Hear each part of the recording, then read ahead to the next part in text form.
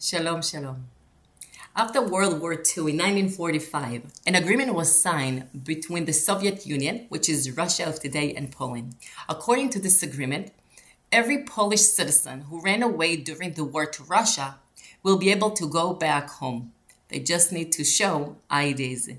That agreement gave a lot of Jewish people that born in Russia an opportunity to run away. Rabbi Menachem Mendel Futterfest, who was a Chabad Rebbe, he saw it also as an opportunity to run away. He was able to get fake IDs. He took his family and he came to the border. Unfortunately, on the border, he was caught.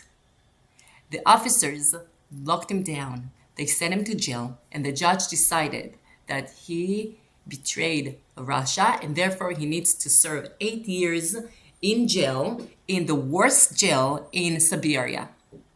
While Rabbi Menachem Mendel was in Siberia, he met a lot of interesting people. One of them was an acrobat. He started to speak to him, but very fast, Rabbi Mendel lost his interest. He lost his interest because he couldn't understand why someone will spend so much time walking on a rope.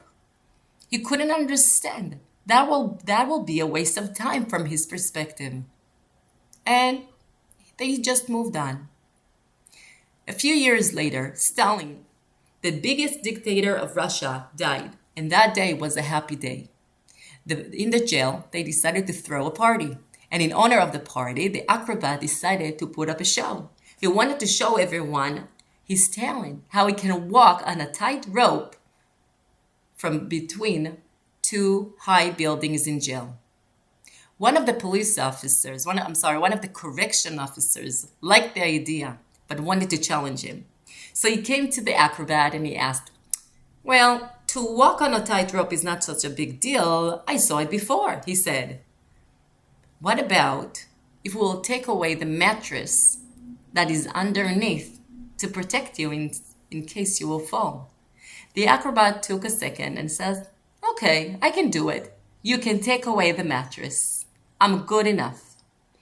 Then a different correction officer turned and says, "Well, to walk straight on a tight rope, it's not such a big deal. Let's make it a little bit more interesting. Can you walk in an angle?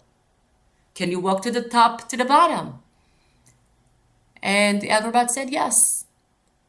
One of the prisoners heard that conversation, got involved, and said, "Well, no mattress. You will not walk on a straight line. You will walk to the bottom to the left on a rope that will be tied in an angle. But can you go back also?" And the acrobat said, "Yes, I can do it." And the party started. Everyone gathered together at the jail, standing underneath that rope that was tied between two tall buildings in jail. The prisoners, the correction officers, and even the commander of the jail. The acrobat went on the rope and very slowly, keeping his balance, walked down the rope. And when he arrived to the end, he turned and he went back again safely. Wow, that was amazing. All the prisoners and all the correction officers and the commander clapped their hands and were amazed from the show and the talent that they just witnessed. Rabbi Mendel waited until the party will be over. And when the party was over, he went to the acrobat and he said, "Can I ask you a question?" And the acrobat says, "Of course." And Rabbi Mendel asked, "What was the hardest point in that trick? Is it to go from the top to the bottom, or is it to go from the bottom to the top?" The acrobat took a second and said, "Neither. Neither was hard." Rabbi Mendel was confused and surprised. "Why?" he asked. And the acrobat answered, "Well, the trick with walking on a rope is to look forward and look at your goal, to look at your destination. That's how you keep your balance." And then the acrobat added, but there is one point that is a little bit harder, and that is the turn. To walk to the top to the bottom is not a problem. To turn, that can be the problem. Rabbi Mendel asked why, and the acrobat explained, well, in that moment that we make the turn, I don't look forward. I look down. I lose my sight. And that's why I can lose my balance, and that's the hardest point. That's when I can fall. I feel that this turn is our parsha. The whole Chumash Dvarim, Moshe Rabbeinu gives one long speech on to Bnei Israel before they're coming into Eretz Israel. And now in our parsha, Parashat Ki Tavoo, we're talking והיה כי תבוא אל הארץ אשר השם אלוקיך נותן לך נחלה. That is the point when Bnei Israel comes into Eretz Israel, and at that point, Moshe Rabbeinu knows, well, with this whole simcha, there is a fear that Bnei Israel will lose their balance. והיה, that's the simcha. האור-חיים הקדוש explains, whenever you see the word והיה in the Torah, it means לשון שמחה. It's a happy moment. And in this specific point, האור-חיים הקדוש says, להעיר שאין לשמוח אלא בישיבת הארץ. Meaning, when we come into Eretz Israel, there is a happy moment. This is a very special, unique simcha that we feel. And I can tell you that although I'm born in Eretz Israel, every time that I take El Al flight LY006 or 001, whatever it is, and I'm on the Mediterranean Sea, and I see the first line of the houses, of the buildings, and the beautiful hotels of Tel Aviv, there is a special, unique feeling that I have that I cannot explain. It's a different type of simcha. It's a simcha that is so full. והיה כי תבוא. When we come into Eretz Israel, even as a tourist, we have a special feeling, a special simcha that we feel once we're in Eretz Israel. That simcha is unique. And I asked myself a question. Does that mean that I'm not happy here in America? Does that mean that something is wrong with my simcha here? And Rav Adin Israel, in his translation to the Shטיינזלץ, explains something beautiful. He says, no, you can have happiness when you're in the galut. But those are moments. He says, גם בזמן הגלות יש לנו רגעי שחוק. We have moments of happiness, but our happiness is limited. אך צחוקנו מוגבל. Why is that? Says Rav Adin Israel, well, because our world that we live in is damaged. Something is wrong with it. And only when we'll be in Eretz Israel, that's when we'll feel the special simcha that is not a moment. It's not a moment that will pass by. It's a stable, continuing moment of happiness. How does he know it? Him and also האור-חיים הקדוש refers us to פרק קכ"ו בתהילים that was written thousands of years ago. And he says, it's a very surprising Perek Tehillim because it's written before it actually happened. It is a Perek Tehillim that knows the future. This Perek Tehillim says, שיר המעלות בשוב השם את שיבת ציון. David HaMelech wrote down, he knew that there will be Beit Rishon and there will be Beit Sheni. In between Beit Rishon and Beit Sheni, Bnei Israel, Am Israel, will be in the galut. They will go into an exile. And what will happen at that moment, they will want to go back home, to go back to Eretz Israel. And what happened at that moment? היינו כחולמים. שיר המעלות בשוב השם את שיבת ציון, היינו כחולמים. Suddenly the moment came. And it's such a happy moment that we feel that it was like we're dreaming. It's not happening, it's dreaming. And then ימלא שחוק פינו, ולשוננו רינה. At that moment, our feeling will be a full simcha, a special simcha that we will get when we'll be in Eretz Israel. And Moshe Rabbeinu knew that when we will arrive to Eretz Israel, there will be a simcha. There will be a full simcha.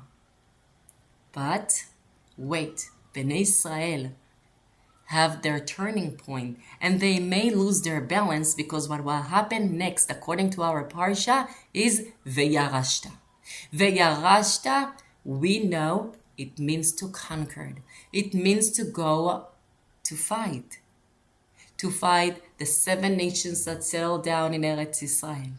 And really, in Perek Yud Bet, in Sefer Yehoshua, we can find a list of nations that Yehoshua ben Nun with Bnei Israel fought with in Ever HaYarden HaMizrachi. And after they're done with Ever HaYarden HaMizrachi, they moved in and they fought. And really, Perek Yud Bet brings in 31 kings, a list of 31 kings that Bnei Israel fought with. So it's not so easy. The Gemara says that those wars took 7 years and then another 7 years until Yehoshua ben Nun divided Eretz Israel to the different shvatim. So there is a long process. It started when Bnei Israel comes in and the simcha starts. But be careful, Moshe says. You have to look at the goal. You need to see your destination. So destination number 1, והיה תבוא. You need to come into Eretz Israel. Destination 2 is וירשת. It's stages. And then what? וישבת. וישבת בה. The pasuk says those are the 3 stages. והיה תבוא, וירשת, וישבת בה. That's the time that we need to build the houses, start to plant seeds in the ground, and water them as they grow. The next pasuk was a little bit confusing. The next pasuk comes to say, ולקחת מראשית כל פרי האדמה, אשר תביא מארצך, אשר השם אלוקיך נותן לך, ושמת בתנה, והלכת אל המקום אשר יבחר השם אלוקיך, לשכן שמו שם. This is the ביקורים. This is a mitzvah when we need to take the first fruits that grew up on those trees that we planted and take them either to Mishkan Shiloh or to בית המקדש, אל המקום אשר יבחר השם אלוקיך לשכן שמו שם. So, we're just coming to Eretz Israel. We fought nations. We settled down. And the first mitzvah is bikurim. That's a little bit surprising. But it's really not surprising. Because if we will go back to the same פרק תהילים, שיר המעלות, בשוב השם את שיבת ציון היינו כחולמים, over there also there is that mitzvah that ends this פרק. It says, הזורעים בדמעה, ברינה יקצורו, הלוך ילכו בכו, נושא משך הזרע, בו יבוא ברינה, נושא אלומותיו. Moshe Rabbeinu comes to say, exactly like David HaMelech, the last stage is when you are able to be relaxed to come, to live in Eretz Israel, to take your first fruits and to bring them to a place when Hashem is there. והלכת אל המקום אשר יבחר, השם אלוקיך לשכן שמו שם. This is a reality of such a peaceful moment. And that's how the stages ended. והיה כי תבוא, וירשת, וישבת, and then the last one, ולקחת. Take the fruits, the first fruits that was created in Eretz Israel, and bring them to Beit HaMikdash or Mishkan Shiloh. And by the way, this is the first time that we see תביא, ולקחת מראשית כל פרי האדמה אשר תביא מארצך. Hashem says, wait, this moment, after everything you went through, this is the moment, this is your country. Not because of Abraham, Yitzchak, Yaakov, that Hashem promised them Eretz Israel.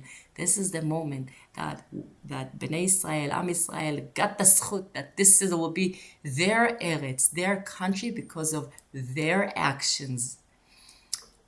I just want to finish with a bracha that is taken from our parsha. השקיפה ממעון קודשך מן השמיים, וברך את עמך, את ישראל, ואת האדמה, אשר נתת לנו, כאשר נשבעת לאבותינו, ארץ זבת חלב ודבש. שבת שלום.